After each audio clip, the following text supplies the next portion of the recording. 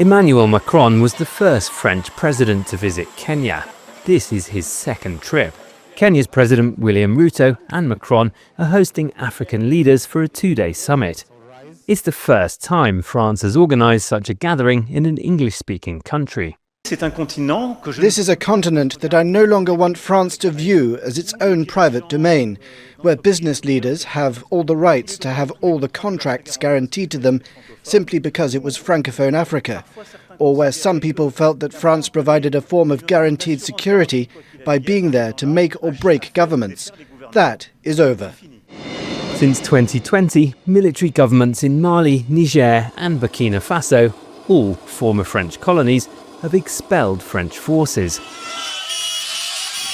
It followed years of growing discontent with France amid growing Russian influence. All three governments have since turned to Russia for military support.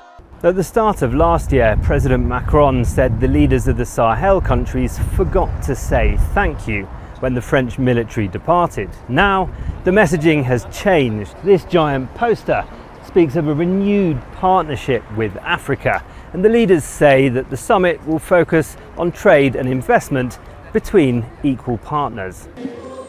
French investment in Kenya has been growing for years. Macron said about $27 billion of investments in Africa have been announced at the summit, including more than $1 billion in Kenya. The two governments signed a military agreement last month as 800 French soldiers arrived at the port of Mombasa. Ruto's opponents and critics say it's a familiar story of neo-colonialism. My good friend and brother. In a rapidly changing geopolitical landscape, President Ruto, who's walked red carpets with Joe Biden and Xi Jinping since taking office 4 years ago, is embracing more alliances. We do not want to be held hostage anymore by the Strait of Hormuz. We do not want to be held hostage by wars that are started by other people. We have our own resources here, and we are saying we are going to use our African resources to industrialize our region. As French interests in Africa move east, Kenyans and the French government will find out if the new messaging will deliver the promised benefits.